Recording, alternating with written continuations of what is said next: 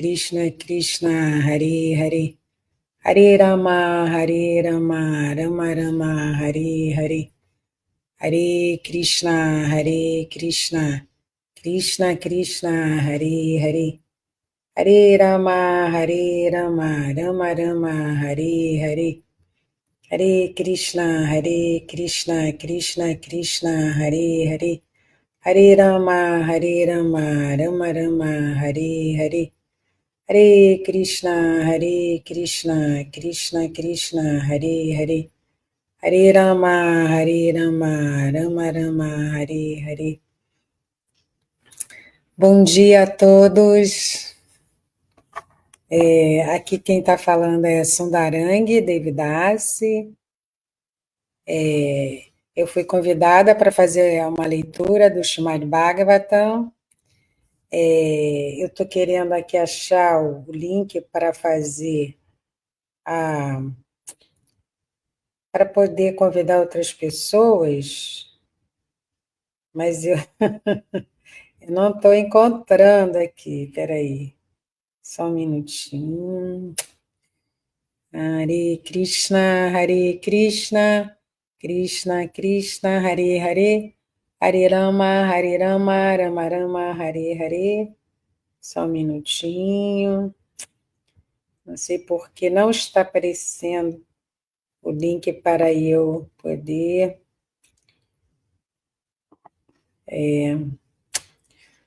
compartilhar.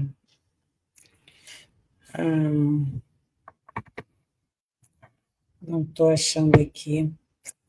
Então, Marcelo Magalhães já está aí. Hare Krishna, bom dia. Haridashna, bom dia. Reverências. Então,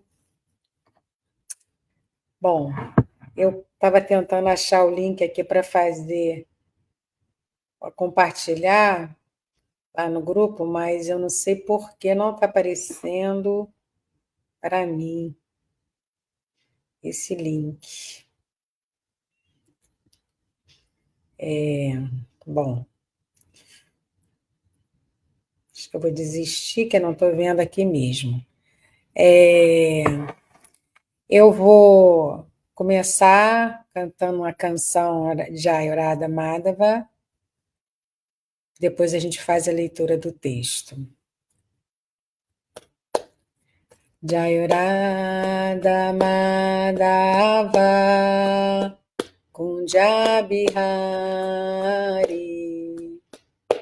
Jayurada Madhava Kunja Bihari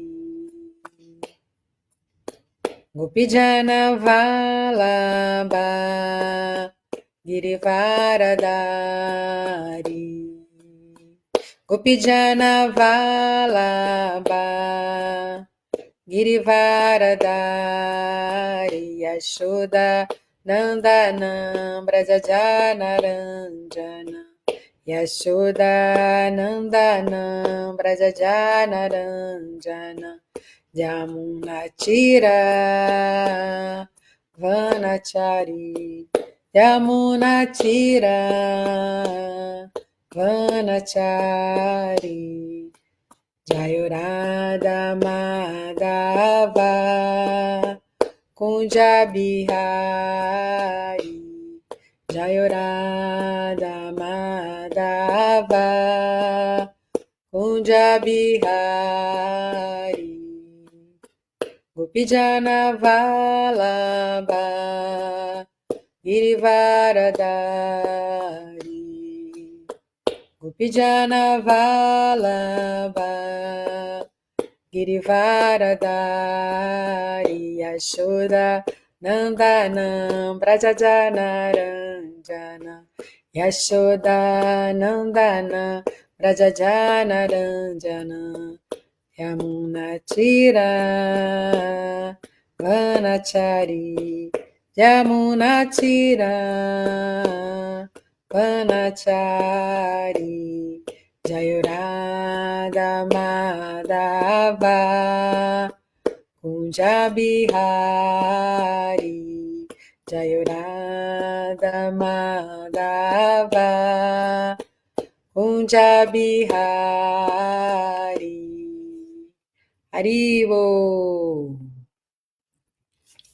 Então chegaram aí o Otávio Daniel, Hare Krishna, Marcos Hahnemann, minhas reverências também, todas as glórias de Shila Prabhupada. E isso com o Rio de Janeiro, que eu acredito que é Prabhu Paravioma, que me fez o convite, minhas reverências, todas as glórias de Shila Prabhupada. Então, vamos começar a nossa leitura. Então, eu vou colocar aqui, compartilhar aqui a tela do texto de hoje. Então, está aí, Srimad Bhagavatam, canto 3, capítulo 14, e o verso é o verso 41. Então, vamos ler primeiramente em sânscrito. Tada Vishwe Shwarakrudo Bhagavaloka Bhavanaha Hanishyati Avatiryaso Yatadrinshata Parvadrik. Agora a tradução palavra por palavra. Tada, nessa altura. Vivishwaisvara, o Senhor do Universo, Krudaha, com muita ira, Bhagavan, a suprema personalidade de Deus, Loka, Bhavanaha, desejando o bem-estar das pessoas em geral, Hanishyati, matará, Avatirya, descendo em pessoa, Aso, ele, Yata, como ser, Adrin, as montanhas, Shataparvadriki, o controlador do raio, Indra. Antes, eu já comecei a leitura, vamos reverenciar o Senhor Krishna como filho de Vasudeva. Om Namo Bhagavate Vasudevaya. Om Namo Bhagavate Vasudevaya. Om Namo Bhagavate Vasudevaya. Narayana Namaskritya Naranchaiva Narottamam Devim Saraswatim Vyasam Tato Jayam Udirayet. Antes de recitar este Srimad Bhagavatam, que é o verdadeiro meio de conquista, deve-se oferecer respeitosas reverências à suprema personalidade de Deus, Narayana, a Nara Narayana Rishi, o ser humano supremo, a mãe Saraswati, a deusa da sabedoria, a Srila Vyasadeva, o autor, e a Srila Prabhupada, o propagador. Nasta prayeshu abhadreshu nityam bhagavata sevaya bhagavati utamashloke bhakti bhavati naistiki. Assistindo regularmente às aulas sobre o Bhagavatam e prestando serviço ao devoto puro, tudo que é molesto ao coração é quase que completamente destruído. E o serviço amoroso à personalidade de Deus, a quem se louva com canções transcendentais, se estabelece como um fato irrevogável. Então, agora sim, fizemos as devidas reverências. Já lemos, o sânscrito desse verso 41, capítulo 14, canto 3, fizemos a tradução, palavra por palavra, agora vamos à tradução e o comentário dados por sua divina graça, Shila Prabhupada, Jai, Shila Prabhupada. A tradução: nessa altura, o Senhor do Universo, a suprema personalidade de Deus, que é o bem-querente de todas as entidades vivas, descerá para matá-los, assim como Indra esmaga as montanhas com seus raios. Agora o comentário. Como se afirma na Bhagavad Gita 4.8, o Senhor desce como encarnação para libertar os devotos e matar os canalhas. O Senhor do Universo e de todas as coisas apareceria para matar os filhos de Diti, por estes ofenderem os devotos do Senhor. Há muitos agentes do Senhor, tais como Indra, Chandra, Varuna, a deusa Durga e Kali, que podem castigar quaisquer canalhas formidáveis no mundo. O exemplo das montanhas sendo esmagadas por um raio é muito apropriado. Considera-se que a montanha tem o corpo mais fortemente construído dentro do universo. Porém, ela pode ser facilmente esmagada pelo arranjo do Senhor Supremo. A Suprema Personalidade de Deus não precisa descer para matar algum corpo fortemente construído. Ele desce simplesmente por causa de seus devotos. Todos estão sujeitos aos sofrimentos oferecidos pela natureza material, mas como as atividades dos canalhas, tais como matar pessoas e animais inocentes ou torturar mulheres, são nocivas a todos e, portanto, são uma fonte de sofrimento para os devotos. O Senhor desce. Ele desce apenas para aliviar seus devotos fervorosos. O fato de o Senhor matar um canalha também é sua misericórdia para com o canalha. Embora aparentemente ele tome o lado do devoto, uma vez que o Senhor é absoluto, não há diferença entre suas atividades de matar os canalhas e favorecer os devotos.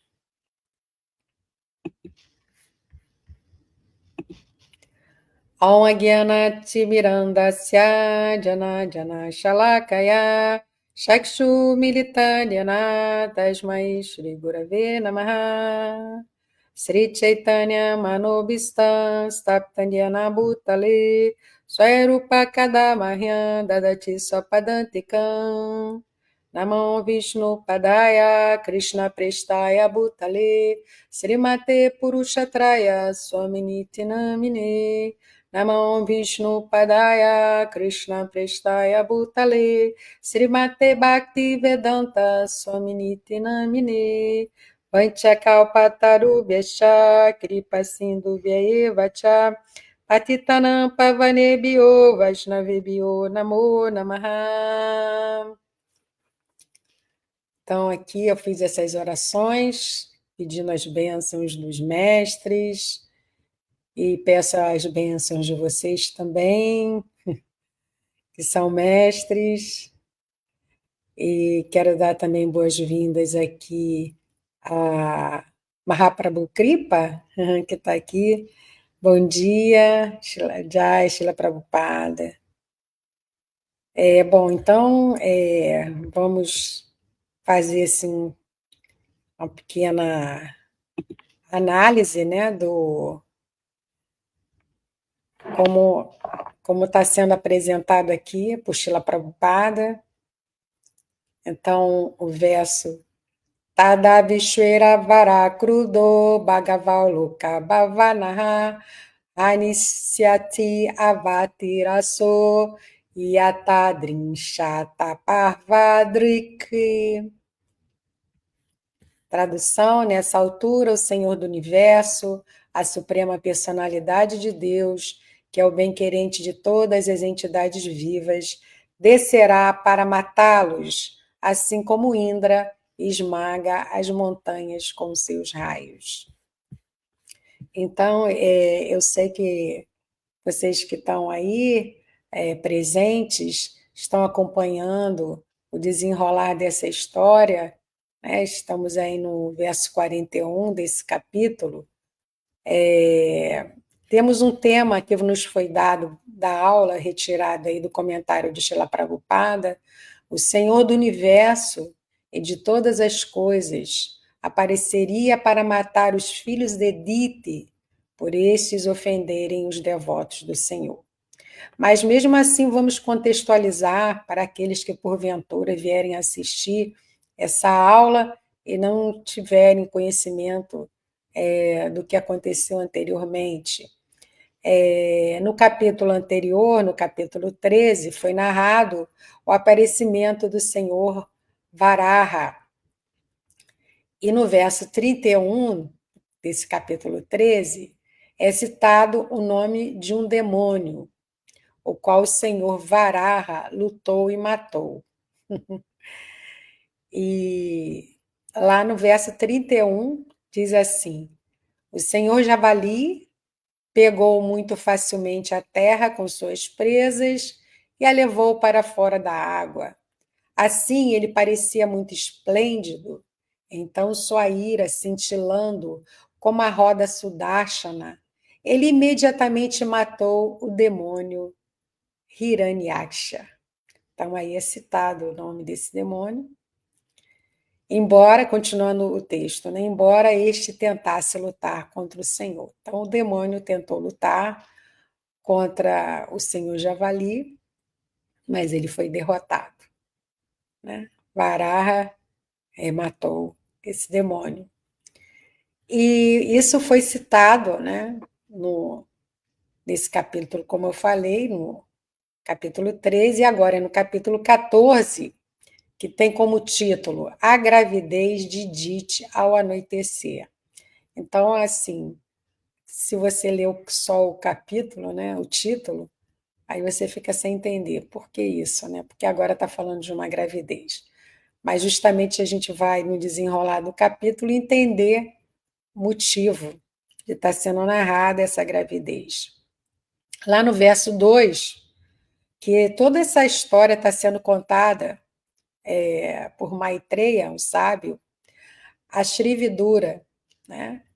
E lá no começo, nesse capítulo 14, Vidura pergunta, dizendo assim a Maitreya: ó principal entre os grandes sábios, eu vi através da sucessão discipular que Hiranyaksha, o demônio original, foi morto pela própria forma dos sacrifícios, a personalidade de Deus, o Senhor Javali. Então ele ouviu, e aí no verso seguinte ele fala assim, faz a pergunta a Maitreya: qual foi o motivo, ó Brahmana, da luta entre o rei demônio e o Senhor Javali, enquanto o Senhor erguia a terra como seu passatempo? Então, para explicar, para dar a resposta a essa pergunta, Maitreya vai narrar como é que apareceu, né, como surgiu esse demônio Hiranyaksha. É justamente a Dite que vai gerar esse demônio. Então, no verso 8, é dito assim: Dite, filha de Daksha, estando atormentada pelo desejo sexual, pediu a seu esposo Kashyapa, filho de Mariti, que tivesse relação sexual com ela à noite para gerarem um filho. Então, toda essa história a gente tem ouvido, como é que aconteceu, né? E aí, no verso 11, ela fala: "Sê bondoso comigo", Dite falando com seu marido, Kashyapa, mostrando-me completa misericórdia. Eu desejo ter filhos, e muito me angustia ver as opulências de minhas co-esposas. Se procederes assim, serás feliz. Então, ela tenta convencer o seu marido, Kashyapa, porque ela não tinha filhos, e suas irmãs, que eram esposas também de Kashyapa, tinham filhos. E ela tinha esse desejo também. Aí no verso 16,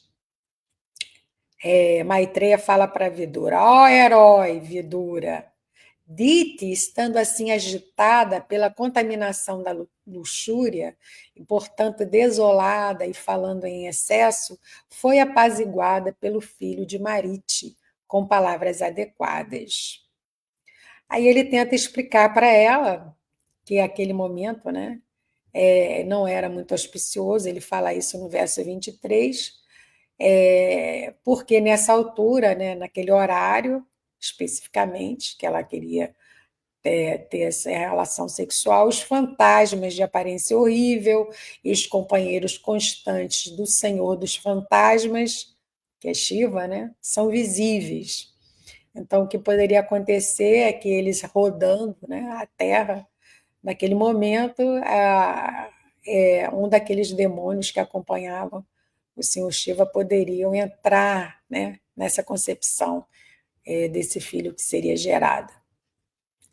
E aí parece que ela acabou convencendo ele se deixou levar assim, ele se cedeu, né, ao pedido da sua esposa, ele também foi levado por aquele desejo, e aí foi concebido, né, o filho, né? Então ele mesmo fala no verso 39 para ela, ó mulher arrogante, aí quer dizer, alguns versos antes desse 39, hoje é o 41, né?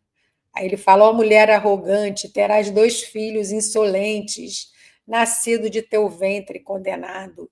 Ó desafortunada, eles causarão constante lamentação para todos os 3 mundos. Então ele, né, percebeu que realmente isso iria acontecer. E no verso 40 ele fala: eles matarão pobres, impecáveis entidades vivas, torturarão mulheres, enraivecerão as grandes almas. Então, ó, veja só o que esses 2 filhos de Dite e Kashyapa vão causar, né, ao mundo.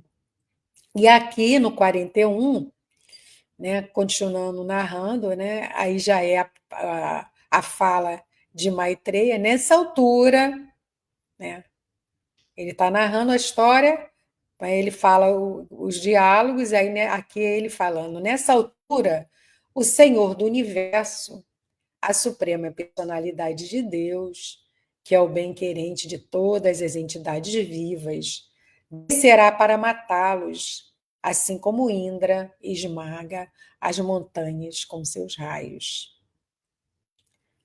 Então, assim, aqui está sendo previsto, né, a ação da Suprema Personalidade de Deus quando acontece, né, dos asuras, os demônios, quererem dominar, né, o mundo. Então, no comentário de Srila Prabhupada, ele fala assim, na Bhagavad Gita, o próprio Senhor Krishna explica a Arjuna qual o propósito dele descer aqui a este mundo material. Então, lá no capítulo 4 da Bhagavad Gita, começa assim, ele falando no verso 7, ele vai mostrar para Arjuna a situação que vai fazer com que Krishna venha, né? Com que ele apareça aqui nesse mundo.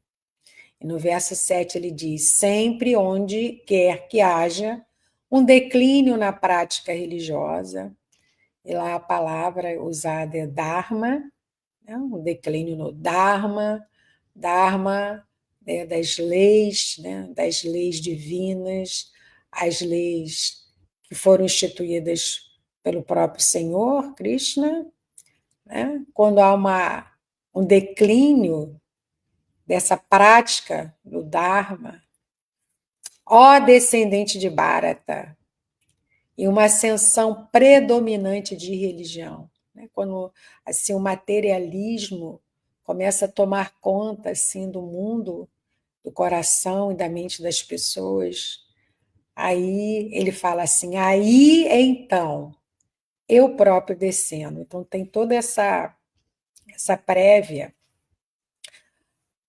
que acontece no mundo que causa, né, que é a causa da descida do Senhor Krishna.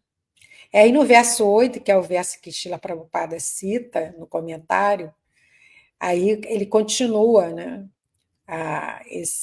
essa explicação para Arjuna. Então, há um declínio da prática religiosa, uma ascensão da irreligião, aí aí ele fala o propósito dessa descida, aí vem o propósito, no verso 8.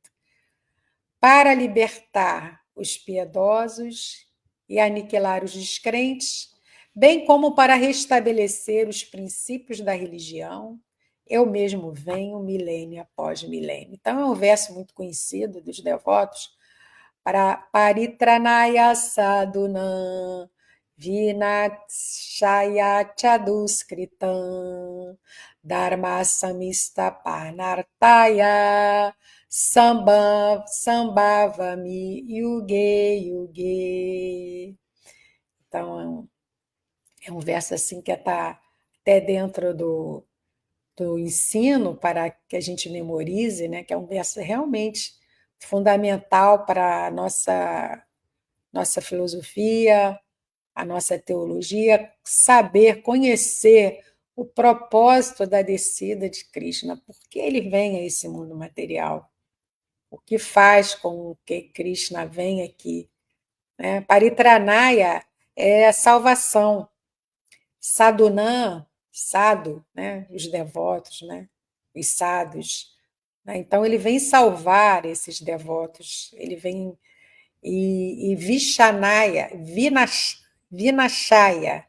Vinashaya é aniquilar, ele vem aniquilar. Então, ele vem salvar os devotos, Vinashaya, e vem aniquilar o quê? Duskritam. Duskritam é os que são os descrentes, os infiéis, né? Podemos dizer, podemos afirmar, os materialistas que não acreditam na existência dele, né? E Dharma, então Dharma, princípios da religião, e Samistapana Artaya, restabelecer. Então, ele vem restabelecer os princípios da religião. Sambhavami, aí ele aparece, Sambhavami aparece. Yuge, Yuge, a cada yuga,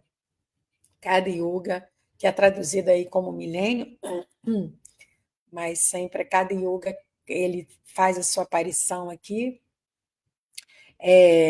Nós temos lá no próprio Srimad Bhagavatam, no canto 1, né, Sutta Goswami começa a descrever as 10 principais encarnações de Krishna nesse mundo material, mas ele mesmo afirma lá que as encarnações de Krishna são como as ondas do oceano, são incontáveis. Né? Ali ele destaca 10 principais, mas são incontáveis. Mas no verso de hoje, que nós estamos estudando,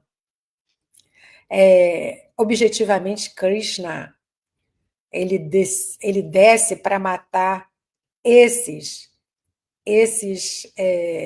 demônios. E quem são eles?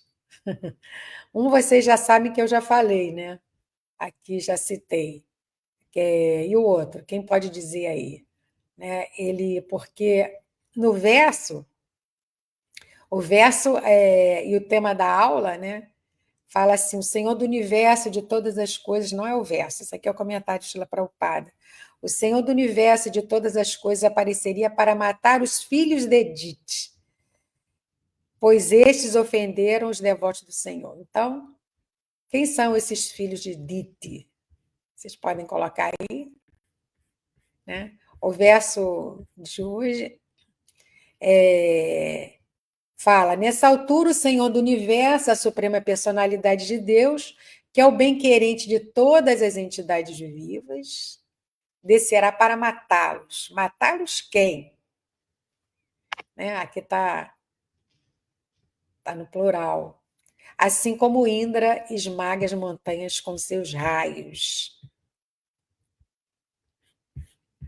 Então, vocês podem colocar aí quem são esses que Krishna vem para matá-los, especificamente, né? Porque a gente vê que ele mesmo narrou ali para Arjuna que toda vez que tem aquelas condições ali, ele mesmo desce e vem para aniquilar, né? Aniquilar esses demônios.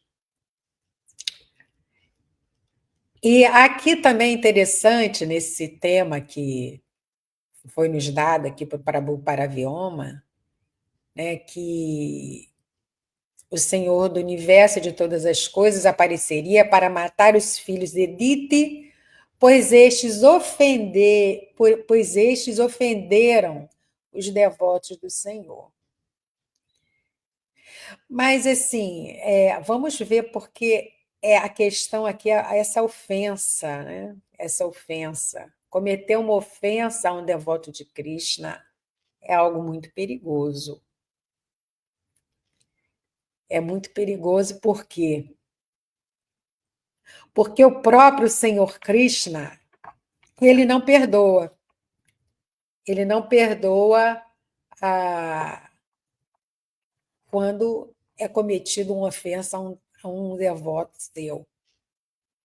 E Srila Prabhupada comenta sobre isso no episódio que já foi narrado aqui, em que o filho de um brahmana ofendeu um devoto. Isso ainda no canto 1. Ele ofendeu esse devoto, que foi Maharaj Parikshit, né? E aí, lá no comentários quando é colocada essa questão da ofensa ao devoto, Srila Prabhupada fala assim: todos são responsáveis pelas próprias ações, né? Essa lei do karma, sejam piedosas ou pecaminosas. Karma é a ação, né? Então, a gente pode fazer uma ação boa, pode fazer uma ação má, e vamos ter o resultado dessa ação. O Rishi Shamika, só relembrando, né, aquele que estava lá em meditação profunda, estava em transe, e nesse momento que ele estava nessa meditação, entra na sua caverna, sedento, cansado, o rei Parikshit. E ele esperava ser recebido com honras, né? Ele esperava pelo menos receber um copo d'água. Porém, esse yogi, que estava ali em meditação, ele não viu, né? Ele não percebeu a presença de Maharaj Parikshit. E aí Maharaj Parikshit ficou um tanto indignado com aquele tratamento que ele recebeu, e aí ele colocou uma guirlanda, né? Enguirlandou o pescoço desse rishi com uma serpente morta. E aí o seu filho, né, quando ele viu que tinha acontecido isso, após a saída de Maharaj Parikshit, ele amaldiçoou Maharaj Parikshit, né, que seria também morto em 7 dias por uma serpente alada. Então, aqui no comentário, Srila Prabhupada fala assim: Urishi Shamika pôde prever, quer dizer, o pai do menino, né, que seu filho cometera um grande pecado ao amaldiçoar Maharaj Parikshit. Porque Maharaj Parikshit, ele merecia ser protegido pelos brahmanas. Então, ele era um brahmana, seu filho também, né, era um brahmana, por ser filho dele, e era o papel dos brahmanas protegerem os kshatras. E, além disso, Maharaj Parikshit era um rei, um governante piedoso e completamente livre de todos os pecados. Ele era um devoto de primeira classe do Senhor. E aí Srila Prabhupada afirma: quando se comete uma ofensa ao devoto do Senhor, é muito difícil superar a reação. Mas, então, A questão aqui, porque eu estou colocando isso, é porque foi falado aqui em ofensa, né? Eles ofenderam, né? O comentário de Srila Prabhupada, eles ofenderam os devotos do Senhor. Então, eu faço a pergunta para vocês, né? Qual foi a ofensa? Qual foi a ofensa que Hiranyaksha cometeu?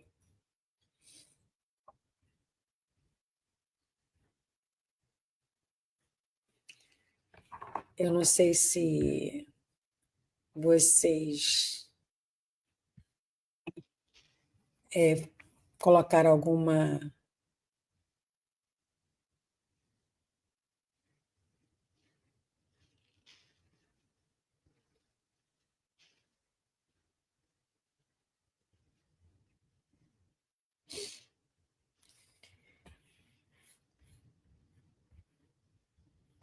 coisa em relação ao que eu te coloquei aqui, não, né? Estou vendo aqui que não.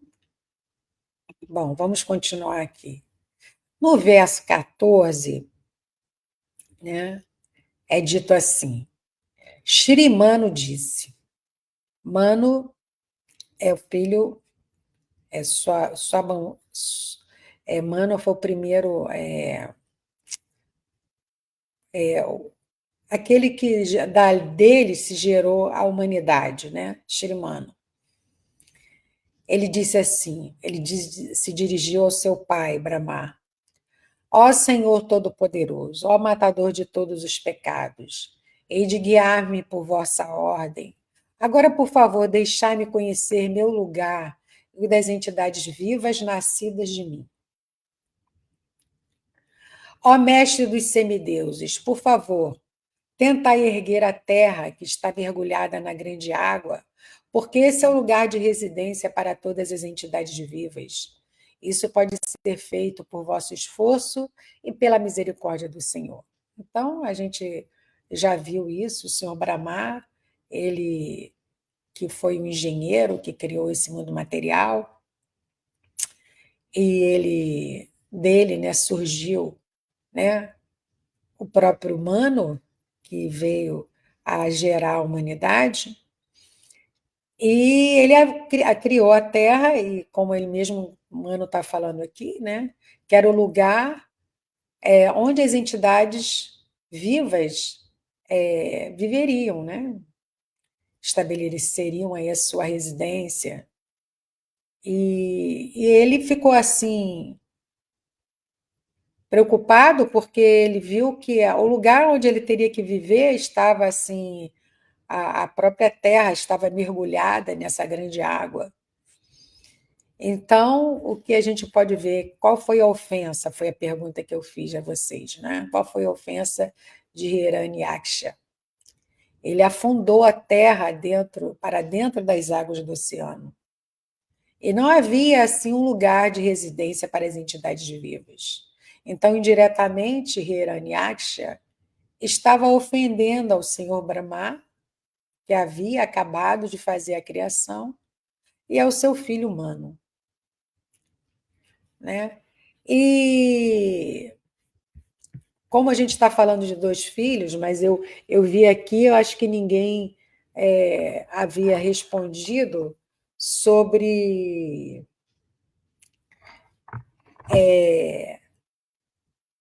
qual foi a ofensa, quem eram esses dois filhos de Dite.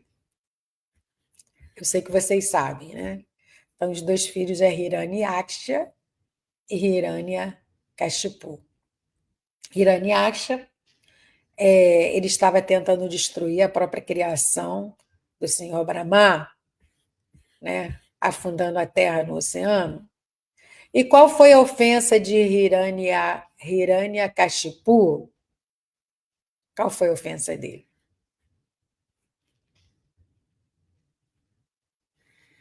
Ele, a gente sabe que vai continuar essa narrativa, né?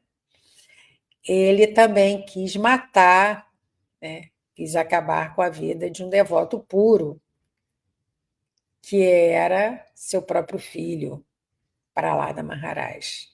Então, essa foi a ofensa muito assim, principal, né? Que Hiranyakashipu quis executar aqui nesse mundo material. Agora, continuando assim o comentário de Srila Prabhupada, né? Srila Prabhupada ele vai falar sobre os agentes aqui desse mundo material, né? Os agentes desse mundo material.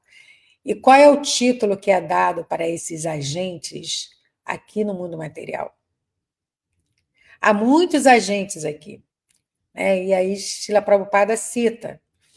Ele cita esses agentes para mostrar que muitas das vezes o Senhor Cristo, na Suprema Personalidade de Deus, muitas vezes ele mesmo não vem, mas ele dá essa atividade, né, de destruir os asuras a esses agentes. Muitas vezes ele mesmo não vem, mas ele transfere essa atividade de destruir, de aniquilar os demônios a esses agentes. Então, aqui, Srila Prabhupada, no seu comentário, ele cita: há muitos agentes do Senhor, tais como Indra, Indra, o rei dos céus, Chandra, que é o semideus da lua, Varuna, Varuna, que é o senhor das criaturas aquáticas, a deusa Durga. A deusa Durga é a própria natureza material, é a energia externa do Senhor Supremo. E Kali, que também é energia material. Então, ambas, Durga e Kali, são esposas de Shiva, o destruidor. E que podem castigar quaisquer canalhas, isso são palavras de Srila Prabhupada, formidáveis no mundo, né? Canalhas ou asuras. Então, continuando o comentário de Srila Prabhupada, ele dá o exemplo das montanhas sendo esmagadas por um raio. Ele diz que isso é muito apropriado. Aí eu me lembrei assim, porque ele cita as montanhas, né? Que na Hatha Yoga nós temos uma postura que é a postura da montanha. E, aliás, essa questão como Indra esmaga as montanhas com seus raios é o próprio verso, né? O próprio verso de hoje fala assim, né? Que a Suprema Personalidade de Deus ela desce para matar, assim como Indra esmaga as montanhas com seus raios. Então, me lembrei dessa postura que a gente pratica bastante na Hatha Yoga, que é chamada de Tadasana. Então, quando nós praticamos essa postura, o que a gente está buscando, através dessa prática, é a firmeza. Então, trazer um equilíbrio, uma firmeza, colocar os pés no chão, né? Um centramento. E é interessante porque Srila Prabhupada diz assim que a montanha tem o corpo mais fortemente construído dentro do universo. E quando a gente pode visualizar uma montanha, a gente pode sentir essa força, né? Quando a gente assim vai por uma estrada e até quando vai assim para Vrajabhumi, você vai subir aquela serra ali, aí você vê aquelas montanhas, então você sente assim aquela coisa do, né, do poder mesmo da montanha, né? Alguma coisa poderosa, forte, né? Então é como ele diz, né? É o que há de mais fortemente construído. Então essa força a gente pode perceber essa força, né, que existe na existência, né, das montanhas. Mas ela pode facilmente ser esmagada pelo arranjo do Senhor Supremo. Eu me lembrei também de um outro fato, que foi quando Krishna ele levantou, né, a colina de Govardhana. Sabe-se que a colina de Govardhana, que fica lá na Índia, ela tem um perímetro assim, de 22 quilômetros. Os devotos geralmente fazem esse percurso quando vão lá. Mas imagina com assim a grandeza, né, para uma criança, como Krishna era naquela época, levantar uma colina, né, e sustentar isso durante 7 dias com seu dedo mínimo, né? Então, assim, mostra assim também a potência do Senhor Krishna, né? Que mesmo uma montanha, não, mais que seja forte, né, ele supera essa força.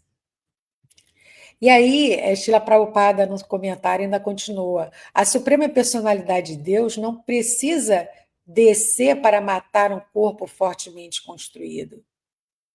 Então, quando há situações assim, ele envia seus agentes. E esses agentes, eles fazem esse papel, né? Como ele mesmo está citando alguns desses agentes aqui. Mas ele diz assim: toda entidade viva aqui nesse mundo material está sujeita aos sofrimentos, né, aos kleshas oferecidos pela natureza material. E aí eu pergunto para vocês, quais são esses 3 tipos de sofrimento que a entidade viva peleja neste mundo material? Quais são esses tipos de sofrimento? Se alguém souber, pode colocar aí. Bom, deixa eu ver aqui alguns comentários que foram falados aqui. Então, Sérgio Azevedo, que, se eu não me engano, que é o Sanatana Dharma, Hare Krishna, Somanshil, Hare Krishna, Alessandra, Hare Krishna, Marcos Hahnemann, como são miríades as encarnações do Senhor, ele não está preso aos Vedas, ele pode encarnar ou descer ao mundo material, mesmo que não esteja descrito nos Vedas. Krishna está acima de tudo. Assim, eu vou passar uma informação que é a minha interpretação em relação à sua pergunta. Krishna está acima de tudo, ele pode tudo.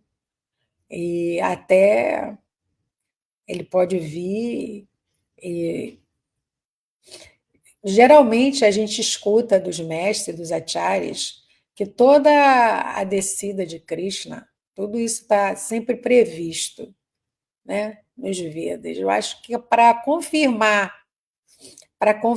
que aquilo é autêntico, é verídico. Isso é uma necessidade mesmo do ser humano, né? Para que a gente possa ter algo para atestar aquela descida, aquela vinda de Krishna como genuína, como algo que a gente possa ter um fundamento, né? Um fundamento assim.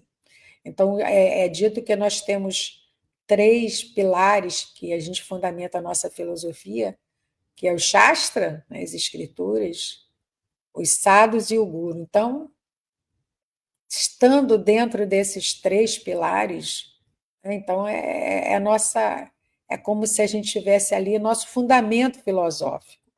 Então, isso é mais para a gente mesmo.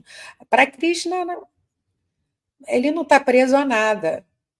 Eu vejo que para ele mesmo, né, você fala, ele não está preso aos Vedas. Krishna não está preso a nada. Krishna ele tem sua independência. Então, eu não sei se esclareço, né, com essa minha fala, mas qualquer dúvida também, os outros mestres que estão aqui presentes podem comentar essa pergunta do Marcos Hahnemann. Então, Sanatana Dharma, Hare Krishna, good morning. Ele está escrevendo assim porque ele sabe que eu estou aqui ainda em Nova York, né? Estou visitando meu filho. Então é isso, Haribo. Então, Mahaprabhu colocou progenitor. Esse progenitor, acredito que ele deve ter escrito em relação a Mano, né, que foi ele que gerou, né, a humanidade. Aí Haridashna colocou: Mano é um Prajapati e legislador da humanidade. Agradeço aí também seu comentário, ajuda a gente a entender. Haridashna, ele ofendeu seu próprio filho, Pralada, isso. Obrigada também. Então, ele está colocando aqui qual foi a ofensa de Hiranyakashipu, que foi o outro filho de Diti. Pralada é um dos 12 Mahajanas. Então, a gente vai a seguir, né, no nosso estudo do Srimad Bhagavatam, ouvir também sobre essa grande personalidade, Pralada Maharaj. Marcos Hahnemann, os agentes são chamados semideuses, exatamente. Então, quando Krishna ele não quer vir, ele envia os semideuses para fazer esse trabalho, né? Esse trabalho de destruir os asuras. Marcelo Magalhães, ele roubou o ouro de dentro da Terra e abalou a estabilidade gravitacional do planeta, mergulhando ele na lama. Ah, interessante. Acredito que essa história vai ser narrada mais à frente, mas foi bom você explicitou aqui qual foi a ofensa de Hiranyaksha. Ok. E Haridashna, aí ele colocou Tadasana ou Parvatasana, que é a postura da montanha. Mahaprabhu Kripa, é verdade, o visual das montanhas transmite muita imponência. Exatamente. Haridashna, como os Vedas surgem dos poros de Krishna, os Vedas são o próprio Krishna. Krishna é absoluto. Isso. E Mahaprabhu, interessante que, embora Sri Krishna não esteja preso a nada, sempre que vem a esse mundo, ele segue os princípios hierárquicos. Isso, então, é sempre uma. Krishna, ele é o mestre, é o admestre, né? O primeiro mestre. E o mestre, ele tem esse propósito de ensinar. Então, ensina pelo próprio exemplo, como ele mesmo fala na Bhagavad Gita, no capítulo 3, que ele não precisava seguir nenhum sacrifício, nenhuma lei, como a Mahaprabhu está colocando aqui, mas ele o faz para dar exemplo. Ok, então, a gente já está indo. Vamos ainda terminar aqui o finalzinho. Eu perguntei para vocês os 3 tipos de sofrimento que a entidade viva peleja neste mundo material, mas eu não vi aqui resposta. Mas eu vou falar aqui quais são esses 3 tipos de sofrimentos. São os sofrimentos adiátmica, adbáltica e adidêvica. Adiátmica são sofrimentos oriundos do corpo físico ou do nosso corpo mental. Adibáltica são sofrimentos causados por outras entidades vivas. Então, e adidáivicas são aqueles sofrimentos provocados por distúrbios sobrenaturais. Então, adiátmica então, são as doenças, né, do corpo físico, as degenerações mentais também, problemas mentais, né, que nos assola a nossa mente. A dibáltica, os vírus, né, os vírus também, qualquer coisa que o outro ser possa nos causar, uma outra pessoa, um animal, enfim. Adidáica são, né, causados pelos devas, né? Aí, no caso, quando existe uma assolação, né, na Terra, da própria natureza, um tsunami, um vulcão, é, um, um dilúvio, né? Enfim, todas essas tormentas. Então, Srila Prabhupada diz ele fala assim: a felicidade não é nada senão uma árdua luta para livrar-se das dores da vida condicional. Todos os que estão condicionados pela existência material, quer sejam homens, bestas, semideuses ou aves, têm de sofrer dessas dores. Mas, né, aí ele fala no comentário ainda dele, como as atividades dos canalhas, desses asuras, né, desses demônios, tais como matar pessoas e animais inocentes, né, como a gente tem visto, né, a matança de animais, e sim, em grau assim absurdo, né, como se propaga e as pessoas não têm consciência disso, né? Ou a tortura às mulheres, tudo isso são nocivos a todos, né? Ele se cita isso aqui, e uma fonte de sofrimentos para os devotos. Então, quando isso chega ao nível assim de intolerância, né? Aí Srila Prabhupada afirma, o Senhor desce. E o próprio Senhor afirma, né? Lá como nós vimos inicialmente, no capítulo 4, verso 8. Ele desce apenas para aliviar seus devotos fervorosos. Então, se há distúrbio, se há ação dos asuras, mas os devotos estão sendo preservados, aí Krishna ele não toma essa atitude de vir, ele dá essa ação para os semideuses. Mas quando são os seus devotos que estão sofrendo, que estão passando por situações assim insuportáveis, então ele mesmo vem, né? Ele mesmo vem. Aí, para finalizar, né, ele põe no seu comentário assim: o fato de o Senhor matar um canalha também é sua misericórdia para com o canalha, embora aparentemente ele tome o lado do devoto. Uma vez que o Senhor é absoluto, não há diferença entre suas atividades de matar os canalhas e favorecer os devotos.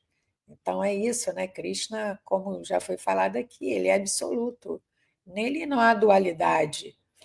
Ele vem sim para salvar os seus devotos, né? Ele, em vários versos da Bhagavad Gita, ele coloca essa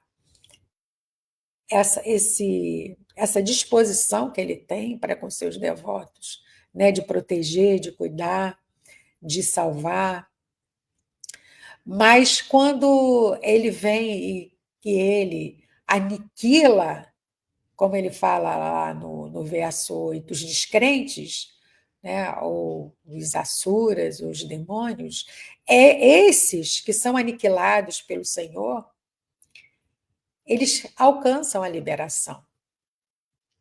A gente tem assim, eu me lembrei de um exemplo de Assura, foi o primeiro demônio que tentou matar Krishna quando ele estava aqui nesse mundo material, que foi a Putana.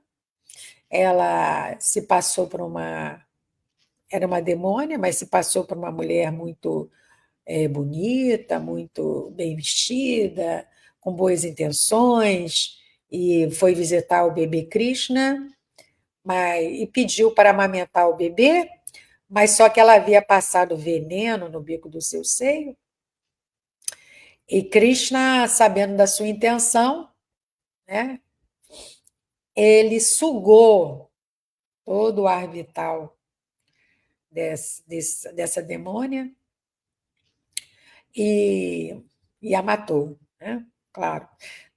E aí é dito que Krishna considerou Putana como sua mãe, veja só, porque ela foi com a intenção de amamentá-lo, e então ele colocou essa demônia numa condição que era a própria, como mãe achou da mãe, a mãe dele, né? Que cuidou dele, que amamentou ele, que amamentava, e então veja com a misericórdia de Krishna. Ele tem misericórdia até com esses asuras. E mesmo eles sendo mal intencionados, quando Krishna vem e mata, ele dá para eles a liberação. Eu não sei se vocês querem fazer algum comentário, ou colocar alguma outra, lembrar de algum outro asura que Krishna também deu liberação. A gente sabe que na Batalha de Kurukshetra, que foi uma batalha muito sangrenta, morreram muitas pessoas, mas todos aqueles que estavam na presença de Krishna ali, mesmo aqueles malvados, impiedosos, eles tiveram também a liberação porque estavam ali diante de Krishna. Bom, então é isso. Eu vou encerrar aqui. Se alguém quiser fazer alguma pergunta, algum comentário, eu só vou lembrar aqui o verso de hoje. Nessa altura, o Senhor do Universo, a suprema personalidade de Deus, que é o bem-querente de todas as entidades vivas, descerá para matá-los, assim como Indra esmaga as montanhas com seus raios.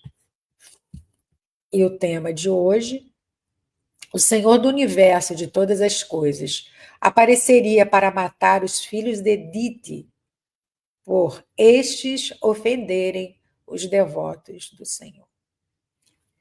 Então, estou encerrando aqui. Deixa eu ver se tem algum comentário mais.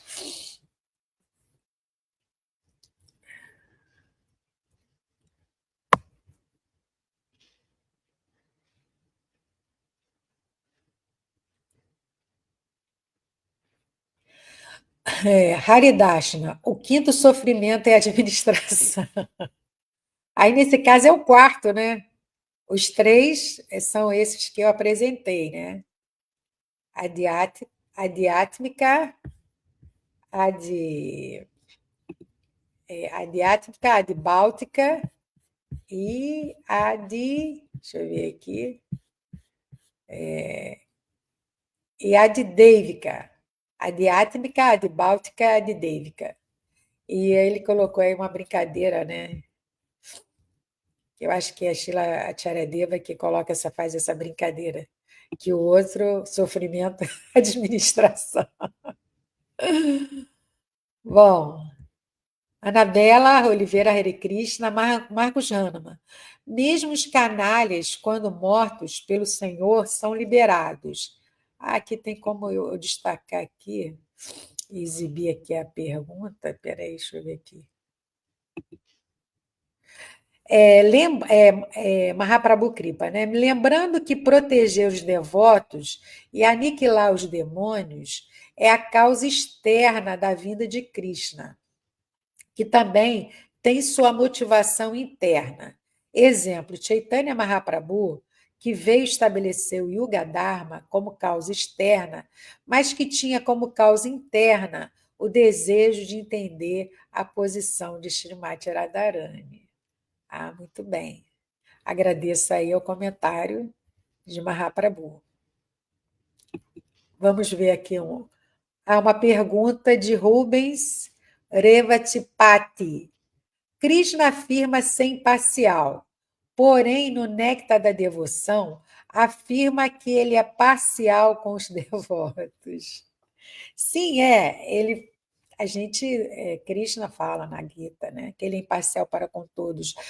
Porém, aqueles que o buscam, que o adoram, ele tem um tratamento diferencial. Isso é natural. Isso acontece até com a gente, né? Aqueles que estão, assim, digamos, né, mais próximos de nós, né, que estão mais ligados a nós damos um tratamento diferenciado, né? Não é que deixamos de gostar de outras pessoas, mas é natural que você se afine, né? Que você tenha assim essa afetividade com aqueles que estão ali, né? Buscando ser mais agradáveis, né? A você mesmo, né? Buscando ser mais amigo, mais atencioso, mais amoroso. E isso acontece. O devoto, ele tá a busca dele é agradar Krishna, é fazer Krishna satisfazer Krishna, né? Satisfazer o Senhor dos sentidos, Rishikesha. Então, é natural isso. Mas ele dá misericórdia para todos, né? Krishna dá misericórdia para todos. Agora, se a pessoa não se interessa, é como aquela semente vem e o agricultor vem e ele espalha aquela semente na terra, mas pode ser em algum lugar aquilo, ela não nasce, em outro ela vai brotar, né? Foi assim, a semente foi jogada em todos, né? Todo aquele lugar, todo aquele espaço, né? Mas quando a terra, né? Aquele local onde a semente caiu, consegue acolher aquela semente, fazer com que ela brote, né? Então depende da outra parte, né? A misericórdia é dada para todas as pessoas, né? Mas depende de cada pessoa se ela está aberta ou não a isso. É também como o sol, né? Também os mestres dão esse exemplo. O sol, ele está aí para todo mundo, mas se você não abre a janela do seu quarto, a janela da sua casa, ele não vai entrar, né? Você não vai receber os benefícios desse sol, né? Então, é isso.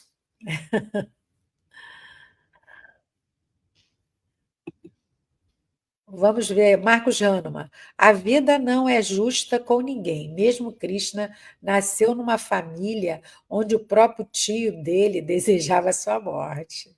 Exato, né? O próprio Senhor Krishna ele está trazendo para a gente que, por mais que a gente tenha sofrimentos aqui, né? Ele passou por coisas bem piores, né? Como você mesmo está trazendo aí, o seu tio que ficou a vida inteira tentando acabar com a sua vida.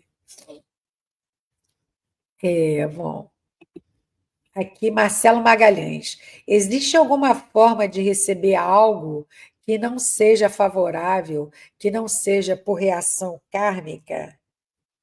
Existe alguma forma de receber algo que não seja favorável, que não seja por reação kármica? Bom, se acredita assim pelas narrativas do Bhagavatam, a gente pode perceber que algo pode acontecer quando aquilo é um plano divino. A gente citou aqui o caso de Maharaj Parikshit. Maharaj Parikshit recebeu uma maldição, mas sabemos que foi uma injustiça que o filho daquele Rishi, Shamika Rishi, essa maldição ela foi desproporcional ao ato que ele cometeu, né? Então, mas havia um propósito divino ali. E Maharaj Parikshit pôde entender também isso e não rejeitou a maldição. Na narrativa mesmo, a gente é colocado que ele poderia ter pedido para retirar a maldição, mas ele aceitou. Aceitou como uma provisão divina mesmo, né? Um fato dele saber que ele no sétimo dia ele iria abandonar o corpo e ele teria aqueles dias anteriores para ele se preparar. Então, assim, né, no meu modo de entender, há sim algo desfavorável que você pode receber que não seja reação kármica quando é um plano divino para a sua vida. Aí o Haridacha falou: sim, a quarta miséria é a administração. Ok, então acho que não tem mais perguntas. Não sei se eu me fiz esclarecer aqui. Agradeço a participação de vocês, de todos. Agradeço a misericórdia também comigo. Peço perdão para as falhas, para as limitações. E agradeço a oportunidade de poder estudar com mais afinco esses assuntos ligados a Krishna Katha, né? ao Srimad Bhagavatam, e, enfim. E vamos continuar aí com esse estudo desse livro, que é muito maravilhoso, e todas as glórias a Srila Prabhupada. Jai Srila Prabhupada.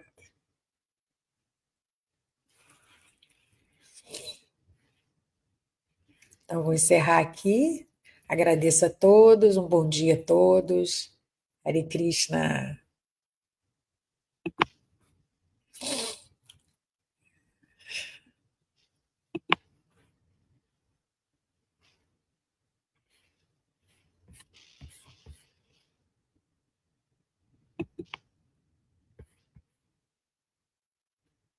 Hare Krishna.